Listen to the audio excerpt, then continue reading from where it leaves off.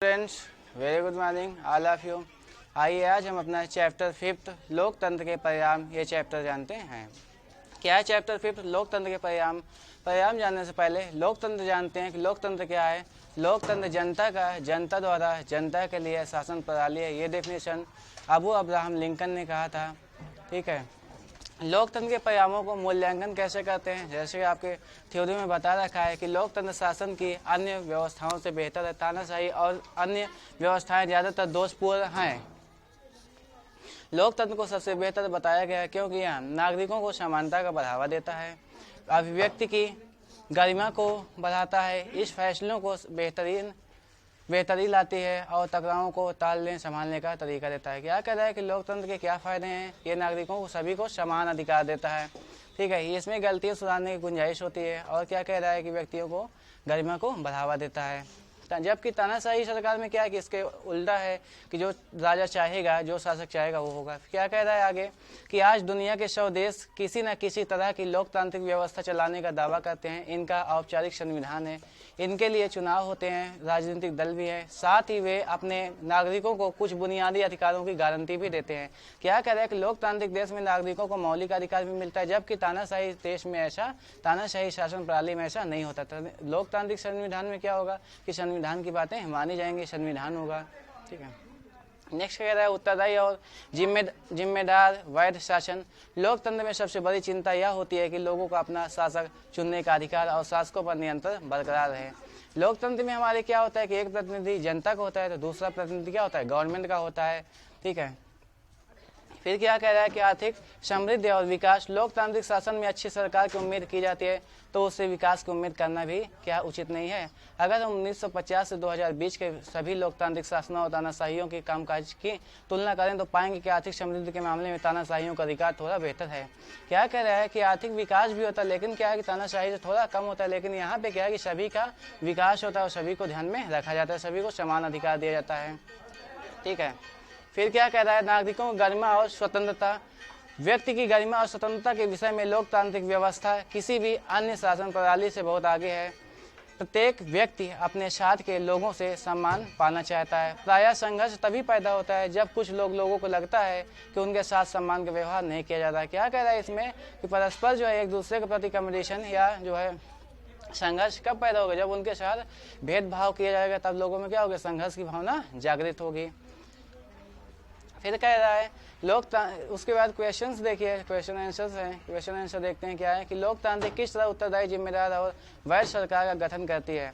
कह रहा है कि हम लोकतंत्र में किस तरह से जिम्मेदार हो सकते हैं, उत्तरदायी हो सकते हैं। लोकतांत्रिक शासन व्यवस्था उत्तरदायी और वैध शासन का गठन करती है। निम्नलिखित तत्वों से ये समझा जा सकता है कि क्या क्या इसमें बताया गया है। सूचना का अधिकार। सूचना के अधिकार में क्या बताया रहा है कि लोकतांत्रिक देशों में नागरिकों को सरकार तथा उसके कामकाज के बारे में जानकारी पाने का अधिकार होता है। आरटीआई लगाया जाता है। आरटीआई क्या है, ये सूचना पाने का अधिकार ही होता है।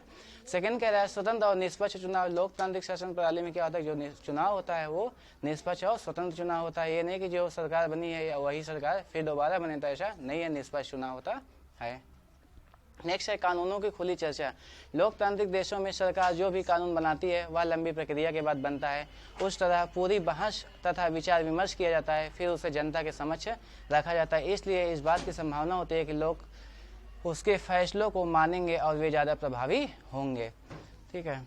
नेक्स्ट क्वेश्चन क्या है, लोकतंत्र किन परिस्थितियों में सामाजिक विविधता को संभालता है, उनके बीच सामंजस्य बैठाता है। विश्व के लगभग सभी देशों में जाति, धर्म और भाषा, संस्कृति आदि के आधार पर विभिन्नताएं पाई जाती हैं। इन विभिन्नताओं को संभालने तथा उनके बीच सामंजस्य बैठाने के लिए लोकतंत्र सबसे उत्तम सरकार मानी जाती है। लोकतंत्र ऐसी शासन प्रणाली है जिसमें नागरिकों को समान अधिकार और अवसर प्राप्त होते हैं। लोगों में जाति, धर्म, वंश, भाषा आदि के आधार पर किसी प्रकार का भेदभाव नहीं किया जाता है। ये मैंने पहले ही बताया कि लोकतंत्र में क्या होगा कि सभी को समानता का अधिकार होगा, सभी को कार्य करने का अधिकार होगा।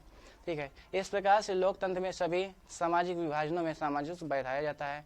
पॉइंट नंबर 1 में क्या कह रहा है कि लोकतंत्र का अर्थ बहुमत की राय से शासन करना नहीं है। बहुमत को सदा ही अल्पता मत का ध्यान रखना होता है, उसके साथ काम करने की जरूरत होती है, तभी सरकार जन सामान्य की इच्छा और प्रतिनिधित्व कर पाती है। बहुमत और अल्पमत की राय कोई अस्थायी चीज नहीं होती है। सेकेंड पॉइंट क्या बता रहा है, कि बहुमत के शासन का अर्थ है धर्म, नस्ल और अथवा भाषाई आधार के बहुसंख्यक समूह का शासन नहीं होता है। बहुमत के शासन का मतलब होता है कि फैसले या चुनाव में अलग अलग लोग समूह बहुमत का निर्माण कर सकें। क्या कह रहा है कि यहाँ पे सभी को अवसर दिया जाता है, ये नहीं कि अगर जो पार्टी स्ट्रांग है तो उसकी बात रखा जाता है, ऐसा नहीं है। नेक्स्ट क्वेश्चन है, औद्योगिक क्षेत्रों में ही लोकतांत्रिक शासन को भार उठा सकते हैं पर गरीब देशों पर नहीं। क्या कह रहा है कि तर्क और वितर्क बताइए। क्वेश्चंस लगे हुए हैं, उसका आंसर भी दिया रखा है, आंसर भी आप देखेंगे, ठीक है। उसके बाद नेक्स्ट क्वेश्चन क्या कह रहा है, लोकतांत्रिक व्यवस्थाओं में संदर्भ में इनमें से कौन सा विचार सही नहीं है। ठीक है, लोगों के बीच टकराव को समाप्त कर देता है, ये बात बिल्कुल सही है। ठीक है, कि लोकतांत्रिक सरकार में क्या होता है कि जो लोगों का बीच टकराव होता है वो खत्म होता है, जबकि ऐसा तानाशाही सरकार में नहीं है।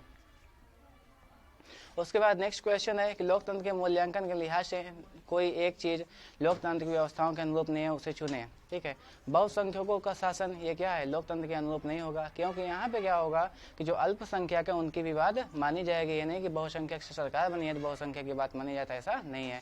नेक्स्ट है, लोकतांत्रिक व्यवस्था के राजनीतिक और सामाजिक असमानताओं के बारे में किए गए अध्ययन बताते हैं लोकतांत्रिक व्यवस्थाओं में असमानताएं बनी रहती हैं। ठीक है, बस ये चैप्टर आपका कंप्लीट हुआ। Thank you, bye bye.